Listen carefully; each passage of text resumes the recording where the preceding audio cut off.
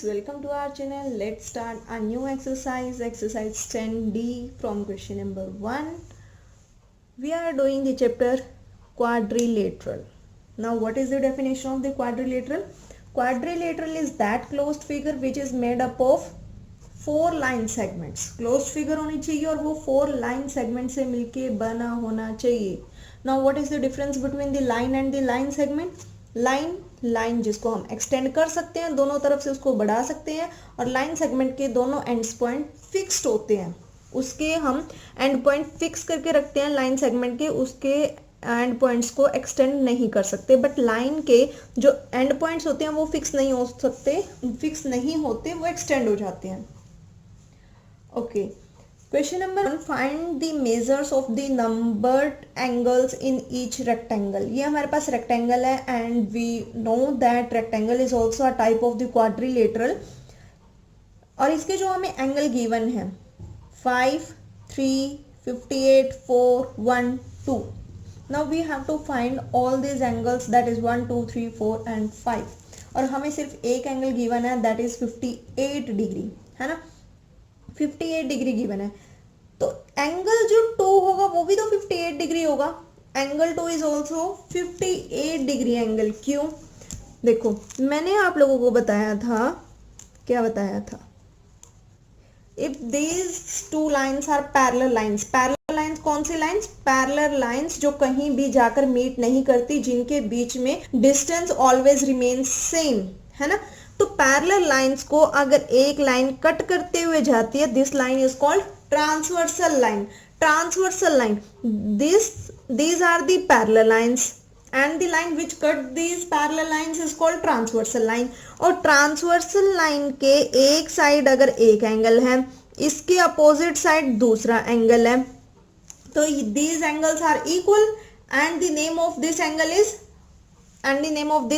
is alternate interior angle. क्या नाम था इस एंगल का?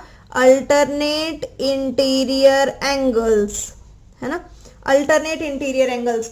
अल्टरनेट क्यों है? क्योंकि एक इस साइड है, एक इस साइड है. इंटीरियर क्यों है? क्योंकि ये इन दोनों पैरेलल लाइंस के अंदर है, इंटीरियर है. और ये एंगल्स है alternate interior angles, and alternate interior angles are always equal.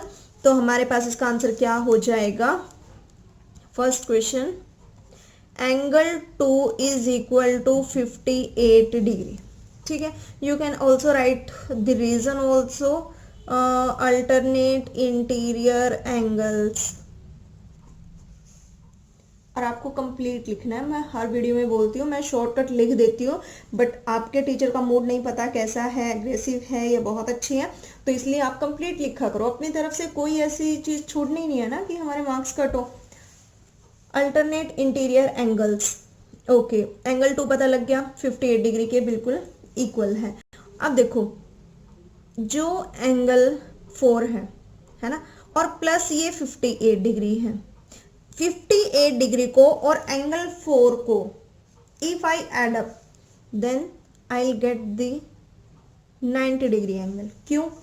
क्योंकि भाई अगर कोई एक स्ट्रेट लाइन है, उसके ऊपर एक और स्ट्रेट लाइन आ रही है, means this straight line is called horizontal line and this perpendicular line is called vertical line, है ना.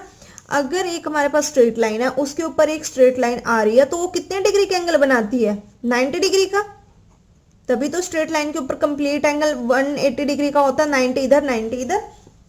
तो हमारा एंगल कितने का बनेगा? ये 90 डिग्री का.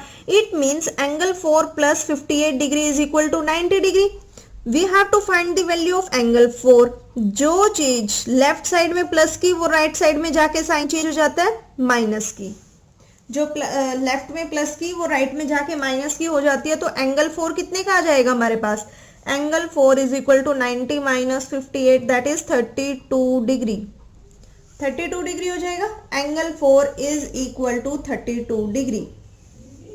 अब अगर एंगल 4 32 डिग्री है, तो एंगल 1 सेम यही अल्टरनेट इंटीरियर एंगल वाला कंसेप्ट लगेगा कि angle 4 is equal to angle 1.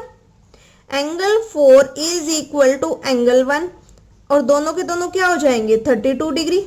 Same reason, alternate interior angles, है ना. Alternate interior angles. इस केस में क्या हुआ, एक इस साइड बन रहा है तो एक इस साइड बन रहा है, अल्टरनेट इंटीरियर एंगल्स। एंगल 1 आ गया, एंगल 4 आ गया, एंगल 2 आ गया। एंगल 3, एंगल 3 तो जस्ट देखते ही पता लग रहा है 90 डिग्री। क्यों? क्योंकि ये हमारे पास हॉरिजॉन्टल लाइन, ये वर्टिकल लाइन, बिल्कुल एक स्ट्रेट लाइन, इसके ऊपर एक और स्ट्रेट लाइन आ रही है, तो ये एंगल 3 यहां बन रहा है। इस एंगल 3 का कितना एंगल हो जाएगा, 90 degree. Clear? Angle 3 is equal to 90 degree. Angle 5 is also 90 degree because we know that the vertical नहीं, because we know that the opposite angles of a quadrilateral are equal. और दूसरा concept, जो एक और concept होता है, अगर आपको क्वाड्रिलेटरल के कंसेप्ट नहीं यूज करने, आपको रेक्टेंगल के कंसेप्ट यूज करने हैं, बिकॉज क्वाड्रिलेटरल का एक टाइप रेक्टेंगल होता है, इसलिए हम किसके कंसेप्ट यूज किए, मैंने क्वाड्रिलेटरल के। बट अगर आपको रेक्टेंगल के कंसेप्ट यूज करने हैं, रेक्टेंगल की एक ही तो ये प्रॉपर्टी होती है कि opposite sides of rectangle are equal, ये इसके इक्वल, आमने सामने वाली साइड्स इक्वल होती है। एक इसकी क्या प्रॉपर्टी होती है रेक्टेंगल की, each angle of rectangle is of 90 degree. Rectangle का और स्क्वायर का हर एंगल कितने का होता है, 90 डिग्री का। अगर हर एक एंगल 90 डिग्री का होता है तो 3 वैसे 90 डिग्री, 5 वैसे 90 डिग्री, ये वाला 90 डिग्री, हर एक एंगल 90 डिग्री का होता है।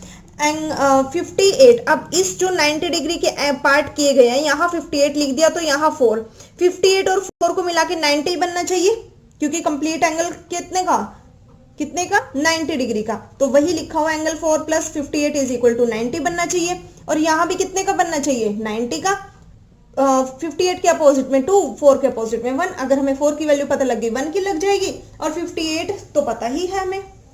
क्लियर? यहां से भी हम रेक्टेंगल का डायरेक्ट यूज कर सकते हैं कि every angle of rectangle is of 90 degree. Clear? First question is clear? Okay, let's move on B part. B part, ये हमारे पास एक फिगर है, angle 4, angle 5, angle 1, angle 2, angle 3, है ना। अब हमारे पास जो एंगल 2 और एंगल 5, कितने का, 90 डिग्री का बन रहा है ना। एंगल 2 और एंगल 5 इज ऑफ 90 डिग्री। क्यों बन रहा है एंगल 2 और एंगल 5 90 डिग्री का? Angle 1 is of angle 1 90 degree. देखो जो हमें पता है, एंगल 1 में तो कुछ भी नहीं है, जस्ट हमें क्या लिखना है, 90 डिग्री। वही रीजन ऐसे बन रहा है, चाहे स्क्वायर और रेक्टेंगल हो, एवरी एंगल ऑफ स्क्वायर और rectangle is of 90 degree. So angle 1 यहाँ बन रहा है, एंगल 1 90 डिग्री का हो गया, है ना। अब इसका एंगल 1 का ब्रेकेज हमें पता ही नहीं है, तो इसलिए एंगल 4 हमें नहीं पता फिलहाल। Angle 2 plus angle 5 is equal to 90 degree. Angle 2 और एंगल 5 दोनों 90 डिग्री के बनेंगे। क्यों बनेंगे? जो हमारे पास ये हमें एक फिगर गिवन है, ध्यान से समझना है, और ये एक लाइन ऐसे है, यहाँ एंगल 2 है और यहाँ एंगल 5 है, ठीक है। अब ये जो हमारे पास लाइन है, this line is parallel to this line, है ना, and this line is the transversal line. ये लाइन इनको कट करते हुए जा रही है, तो ये ट्रांसवर्सल लाइन होगी। अब जितना ये वाला एंगल 2 होगा, उतना ही ये वाला है होगा, यानी कि इस 2 का जितना आएगा एंगल, वही तो इसका आएगा। तो एंगल 2, अगर मैं इसको भी एंगल 2 बोल दूं, क्योंकि जितना यहाँ आएगा उतना ही यहाँ आएगा, तो एंगल 2 प्लस एंगल 5 दोनों को मिला के 90 डिग्री बनेगा या नहीं बनेगा? बनेगा ना, चाहे ये स्क्वायर हो चाहे ये रेक्टेंगल हो, एंगल तो 90 डिग्री का होगा। क्लियर हो गई बात? नहीं आया समझ? देखो ये लाइन पैरेलल लाइंस है, ये एक ट्रांसवर्सल लाइन है, जितना ये एंगल 2 होगा उतना ही ये वाला होगा, because of alternate interior angles. तो एंगल 2 इस एंगल 2 के इक्वल, या कोई और नाम दे दो, यहाँ एंगल 6 दे दो अपनी कन्वीनियंस के लिए।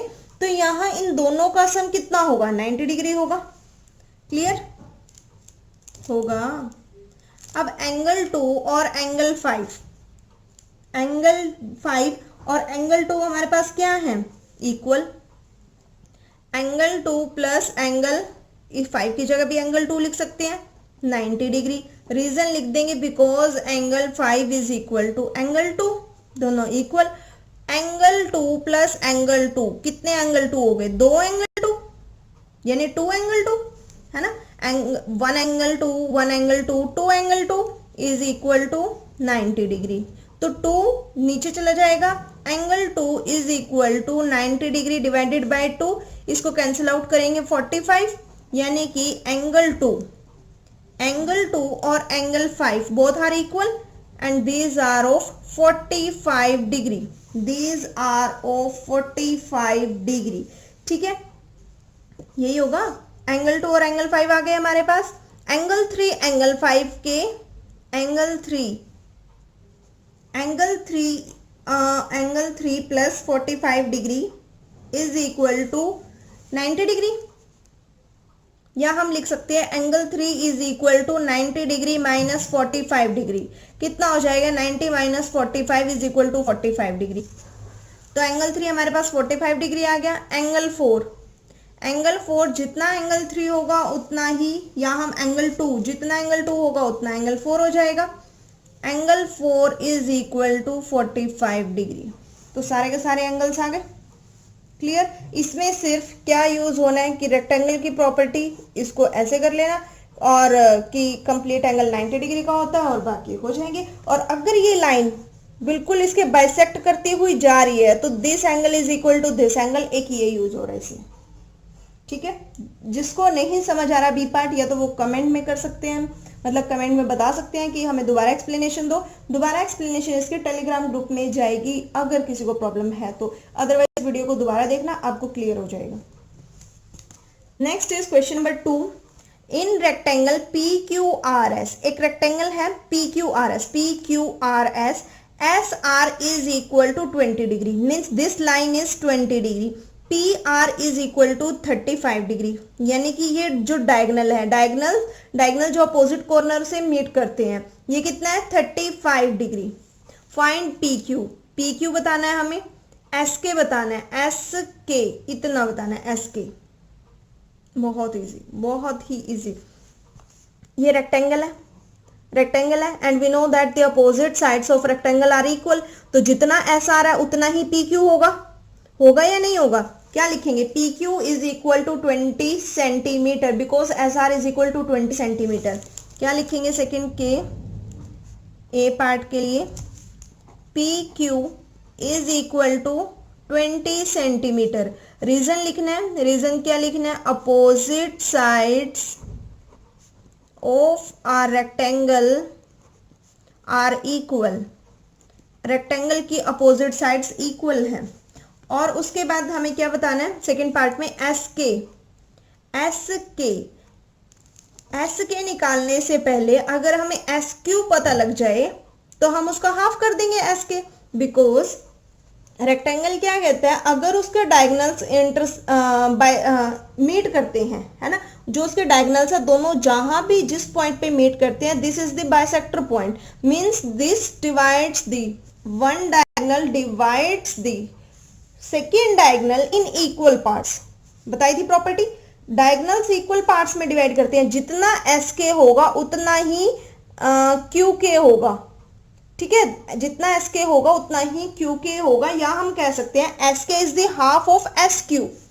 अगर हमें SQ पता लग जाए तो हम उसका हाफ कर देंगे। और SQ कैसे पता लगेगा? PR पता है हमें, PR कितना? 35 सेंटीमीटर।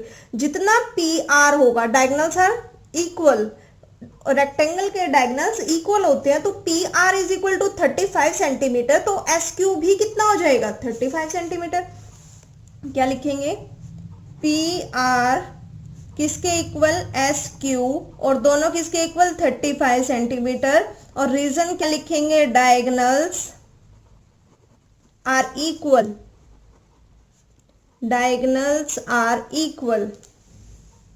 है ना। और SK is the half of SQ का हाफ, यानी कि 35/2, 35 का हाफ कितना? 17.5 सेंटीमीटर। रीजन क्या लिखेंगे? Diagonals of a rectangle diagonals of a rectangle bisect each other, मतलब एक दूसरे को बाइसेक्ट का मतलब क्या होता है, इन to equal parts.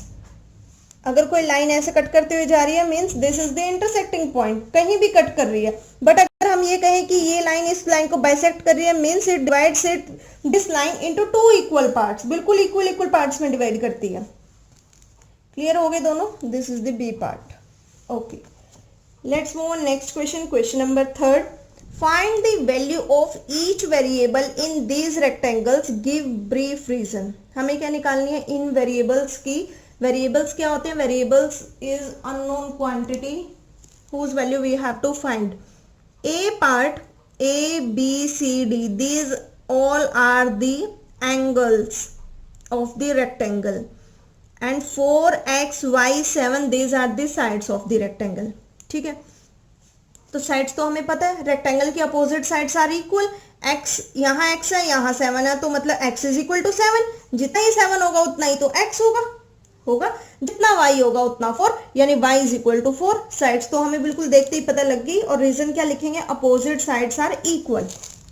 Third, A part, x is equal to 4, x is equal to 7 and y is equal to 4 and y is equal to 4, opposite sides are equal। opposite sides क्या हो जाएंगी? opposite sides equal होती है rectangle की, that's the reason x is equal to 7 and y is equal to 4। अब angle देखते हैं। Rectangle का हर एक एंगल, अभी अभी बताया था फर्स्ट क्वेश्चन में, रेक्टेंगल का हर एंगल कितने का? 90 डिग्री का। तो ए भी 90, बी भी 90, सी भी 90, डी भी 90। वैसे भी एक हॉरिजॉन्टल लाइन है, उसके ऊपर एक परपेंडिकुलर लाइन आ रही है which makes the angle of 90 degree. तो लिख देंगे, कितना easy question. A is equal to B is equal to C is equal to D is equal to 90 degree. आपको ऐसे लिखने की नीड नहीं है कि A is equal to 90 degree, B is equal to 90 degree, C is equal to, direct लिखो सारे के सारे 90 डिग्री के हैं। और रीजन जरूर मेंशन करना है, each angle is equal to 90 degree. Clear? Next question देखते हैं, बी पार्ट। बी पार्ट में क्या है? देखो x की वैल्यू तो बिल्कुल देखते ही पता लग रही है, कितनी? x की वैल्यू कितनी? 55 डिग्री। क्या रीजन? Alternate interior angles. और x प्लस वाई कितना? x प्लस वाई दोनों के दोनों 90 डिग्री, क्योंकि रेक्टेंगल का एंगल कितने का होता है? 90 डिग्री का। इन दोनों को प्लस करेंगे तभी तो 90 डिग्री का बनेगा ना। और x की वैल्यू जिसमें 55 डिग्री है तो y की वैल्यू 90 माइनस 55 हो जाएगी। Clear? B part, x is equal to 55 degree. Reason क्या लिखेंगे? Alternate interior angles, alternate interior angles की वजह से 55 हो गया। और x प्लस वाई दोनों का sum 90 degree, because each angle of rectangle is equal to 90 degree. x की value 55 degree plus y is equal to 90 degree, y is equal to 90 degree minus 55 degree. 90 minus 55 कितना हो जाएगा? 35 degree. हो गया question. क्या था मुश्किल? कुछ भी मुश्किल नहीं है, ये एक्सरसाइज तो बिल्कुल भी नहीं है। यहाँ रीजन लिख देंगे, each angle is equal to 90 degree. Next is C part. C part 5y और यहाँ 15। देखो रेक्टेंगल कैसे घुमा के दे रखा है कि बच्चा कंफ्यूज हो जाए, लेकिन हम कंफ्यूज होने वाले नहीं हैं। 5y और 15, 5y opposite sides of rectangle are equal, so 5y is equal to 15। C part 5y is equal to 15. We have to find the value of y. 5 is the multiple of y. 5 जो है y के साथ multiple में है, जो multiply में होता है वो इज इक्वल टू के दूसरी साइड जाकर किस में हो जाता है? डिवाइड में। 5 1 5, 5 3 15, y is equal to 3। y की वैल्यू तो आ गई 3। और रीजन क्या लिखेंगे? रीजन क्या लिखेंगे यहाँ? Opposite sides are equal.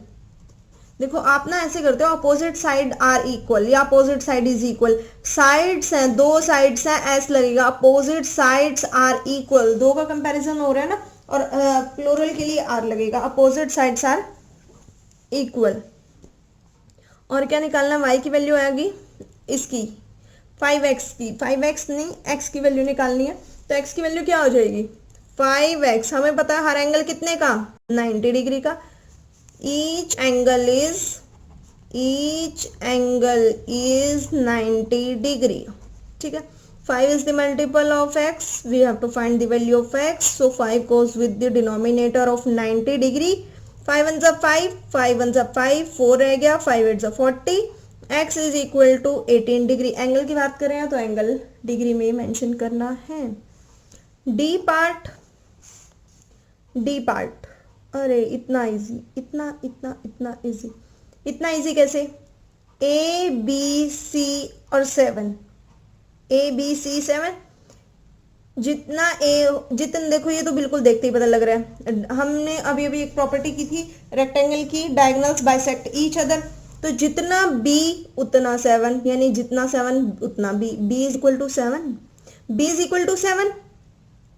अब b अगर इज इक्वल टू 7 है तो ये कंप्लीट लाइन कितने की बन गई 14 की, यानी कि a भी 7 c भी 7, इसको मिला के भी तो क्या बनेगा 14। Diagonals bisect each other and diagonals of rectangle are equal also, equal होते हैं ना रेक्टेंगल के डायगोनल्स। जब ये 7 है, आधा 7 है तो ये भी 7, 7 7 14 हो गया, तो ये 7 ये भी 7, ए और सी की वैल्यू भी 7 7 होगी, तभी तो वो 14 बनेगा। रेक्टेंगल की प्रॉपर्टीज हैं, बस कुछ भी नहीं है। a is equal to B is equal to C is equal to 7, सारे के सारे 7 हो जाएंगे। रीजन जरूर मेंशन करना है, diagonals of our rectangle are equal होते हैं and bisect each other, और वो एक दूसरे को इक्वल पार्ट्स में डिवाइड भी करते हैं। क्लियर, बहुत है आज के लिए। तो क्वेश्चन नंबर 1 2 और 3 की प्रैक्टिस करना, बाकी इस एक्सरसाइज में हमारे पास सिर्फ 10 क्वेश्चंस है। क्वेश्चन नंबर 3 ऑनवर्ड्स वो हम नेक्स्ट वीडियो में देखेंगे। वीडियो को लाइक करना, शेयर करना। Thank you.